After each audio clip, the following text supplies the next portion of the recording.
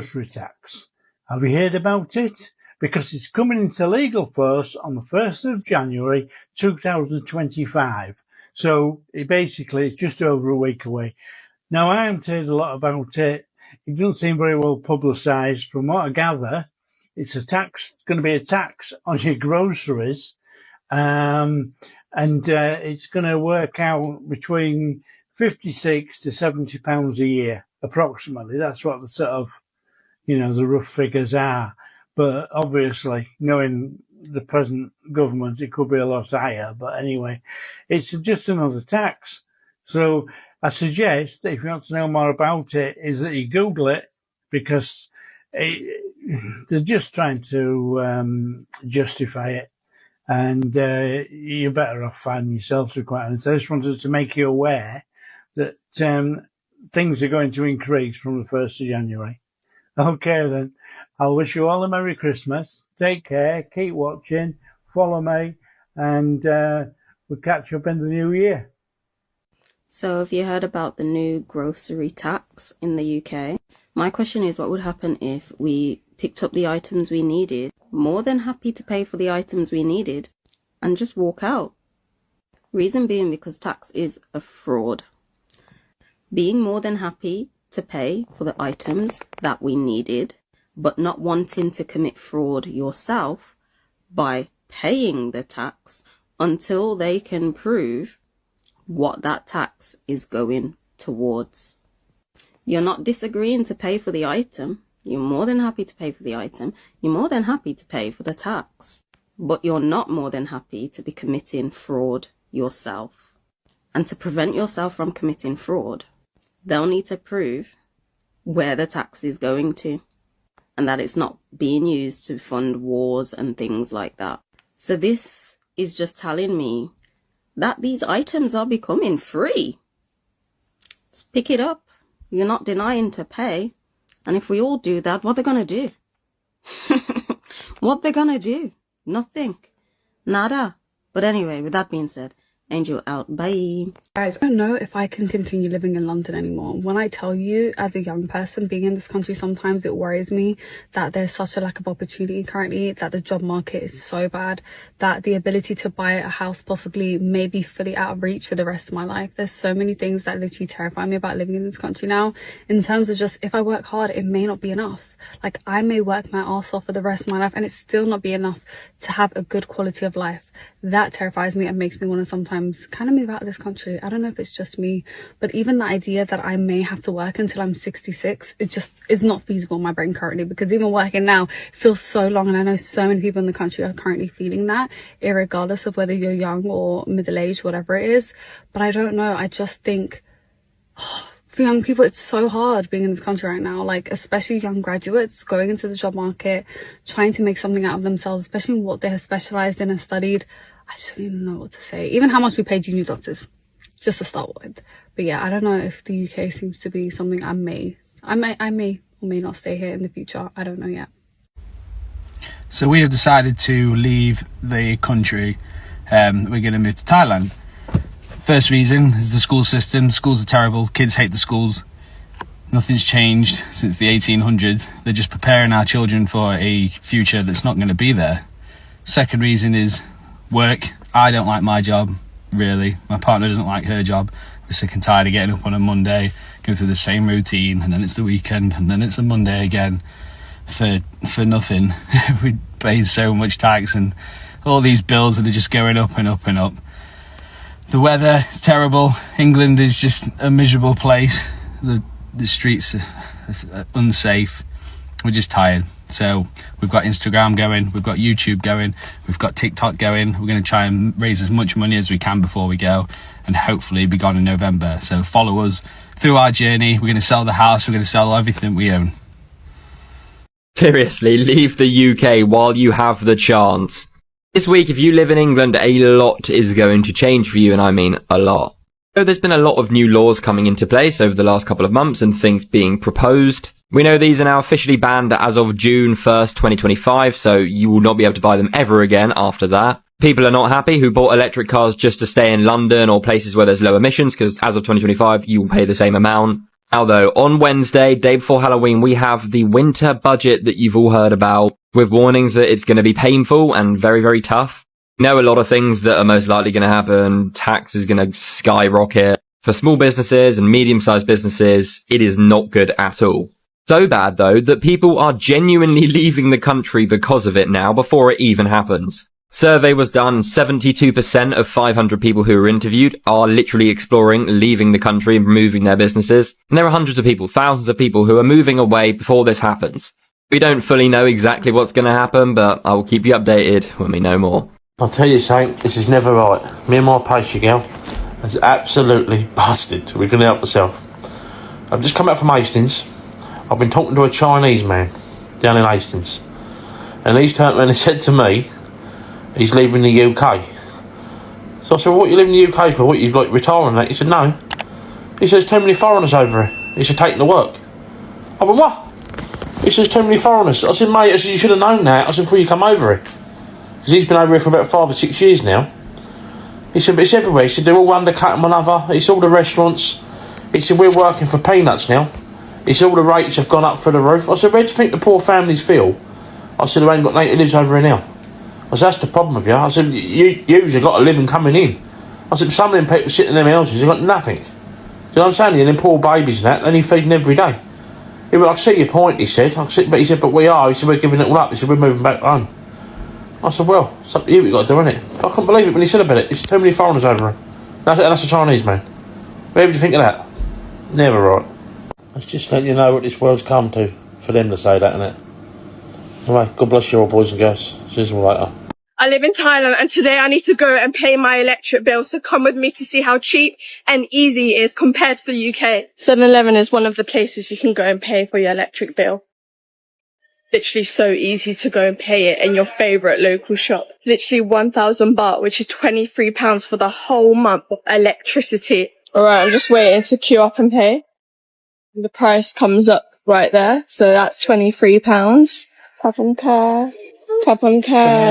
you. It's really that easy. He gave me a receipt as well. All you need to do is give him the cash. He does it all for you at your favourite local 7-Eleven shop. It's honestly such an easy process. If you're thinking about moving to Thailand, don't worry, I've got you. Before I left the UK and moved to Thailand, I literally was thinking, how do I do little stuff like paying for my electric? Moving to the other side of the world isn't as scary as it sounds like, I promise you guys. Especially when everyone is so kind here. Everything's so easy, everyone's so helpful, everyone's so kind, and it makes such an impact. Well, I'm going to be leaving the UK as a 17-year-old college dropout. I mean, I finished 1 year of college, but I was dead. I'd say the main thing about the UK is just dead vibes. You can't just go out somewhere and just worry about a massive 56-inch ZK just poking through your back. Obviously, there's good artists, there's good, like, concerts and whatever, but I'm not that type of guy to go to one of these things anyway. But also, I don't want to have to worry about being sent off the grid by Tech Fleece Warriors. It's sad, though, because, like, you just can't go out with, like, a nice hoodie, nice shoes, and, like, maybe a nice watch or something. Obviously, not got a Rolex yet, but soon coming it. But obviously, if I was to have something like that, just expensive shoes, expensive watches, expensive jackets as well, I just can't be asked to get robbed. Obviously, Greece, that's the place where I'm going. These things just don't happen there. You're not going to have some roadmen in the corner waiting to take your Canada Goose. I mean, second thing is obviously it's expensive, bruv. Cost of living has just made it insane for a standard young person to live here. Obviously, my family has 2 properties in Greece, and obviously that eliminates like rent and all of that, so you only have to pay for bills, which comes out to around like £300 for like every 4 months, which is crazy because then you have a lot of money to set aside, even if you're working a shit 9 to 5. And for someone like me who has a high income skill, I trade, I'm going to be making a lot of money, a lot of that's going to be set aside, I have minimal expenses, I can just buy whatever the fuck I want. I'm not really like a university type of guy, like I'll go university, get your degree and all of that bullshit. And third, like just weather and all of that. I mean, you can't go to a beach here, like you can go Blackpool Beach, it's like sandpaper. It's just hot there, it's cold here, it's like a dead. I feel like when people always go on holiday, you're always upset when you come back to England. And it's just because you know that you're coming from a place where you feel more free to like reality and just grey standard shit. I just want to move to a place where that can be my life. I can live in a place where it's hot, it's nice, good munch, and no ZKs in my neck. Okay. Hello, everybody. Blackpool Council is £210 million in debt. Why is that? Well, they built a hotel. This is one of the reasons. They built a hotel here behind me. Can you see the Holiday Inn? Now, I just turn around here. They built this huge monstrosity. It's not in keeping with the place. They also want to build down here on the right-hand side of the picture a university. The issue here is this is our money coming into the town, back into the town, but it's being used by corporate businesses. This links into the council, which is under like orders, as it were, to help big business use our money for their profits and to pay the debts on the bank. This is how it's destroying our society. People probably wouldn't. I mean, obviously there's pros and against for everything, but really the general trend is that could have been built on the outskirts of Blackpool with parking. There's no thought to it. People and the residents around here don't want the university here. So what we need to do is we need to bring back local democracy. I'm standing for the independent MP in Blackpool, and I will put your wishes to the Parliament and also to the Council. So thank you very much, and please pass the message around. Please like and share this to all your groups in Blackpool and your friends, and let's make a difference. Thank you very, very much. So I can't really sleep. So I thought I'd take this opportunity to answer a couple of questions, two main ones really, that I've heard a lot from residents off the back of what the Enfield Conservatives have been saying about why the council will go bankrupt. So let me start first with, well, if the council does go bankrupt, what does that mean for Enfield residents? Well, it means a massive council tax increase next year, if it does happen this year or at the beginning of next year. But the other question I get is, well, you guys keep saying this, but how have they gotten themselves, Enfield Labour, into the position of borrowing £1.5 billion by the end of this year? And it's quite simple, really.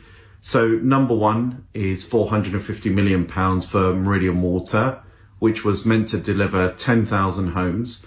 But after 14 years and £450 million of debt, it's only achieved and developed 200 properties. That's a massive failure. The other one is Energetic, which on paper sounds like a very good scheme, but has failed abysmally, and that's a district heating network, which has failed. That's nearly £100 million in debt. The other one is Housing Gateway. Now, Housing Gateway essentially is the council undercutting first-time buyers, people that want to buy property in the borough, because they've got a massive checkbook, although it's debt-laden, and buying up family housing for those people on temporary accommodation. Now, the ambition of the scheme may very well have been a good one, but that money could have been better spent in more, wiser investments to help people on temporary accommodation. And I remind you that for all of their moaning, Enfield has one of the highest rates of temporary accommodation, and the council's failed abysmally to house people that are in need. So, number one, that's what a bankrupt council will mean for you. And two, how they found themselves in this position. UK councils are on the brink of bankruptcy. They're raising the council tax up to 5 times the legal limit. So over 4 million households in England could face council tax hikes, and that's up to 5 times the legal limit as cash-strapped local authorities exploit a loophole to tackle budget shortfalls. So exactly the numbers are about 4.4 million people that will be affected.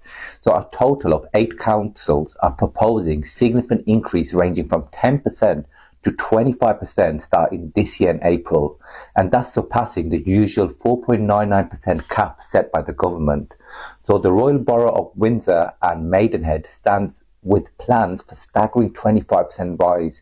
That's the largest council tax increase in England in 20 years.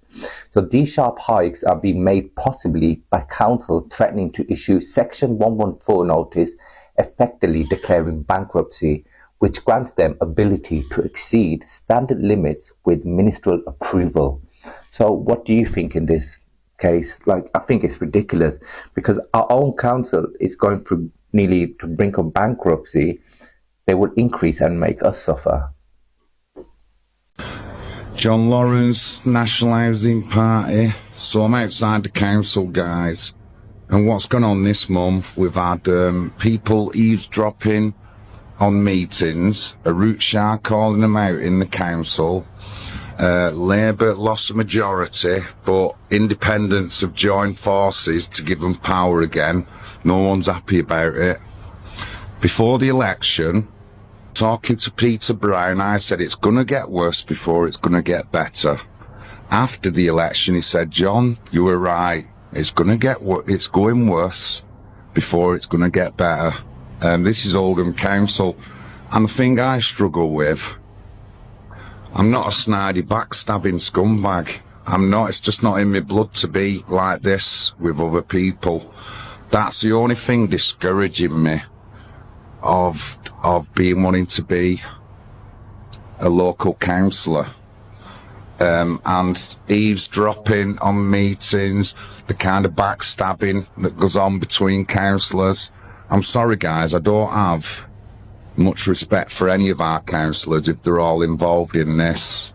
So the Lib Dems have been highlighted in this eavesdropping scandal.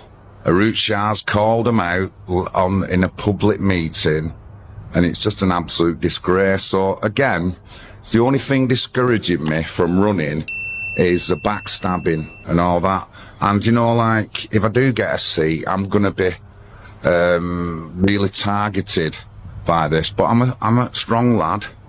I think I'm doing right. I'm looking forward to, in 2 years, the election then, to more than double my votes.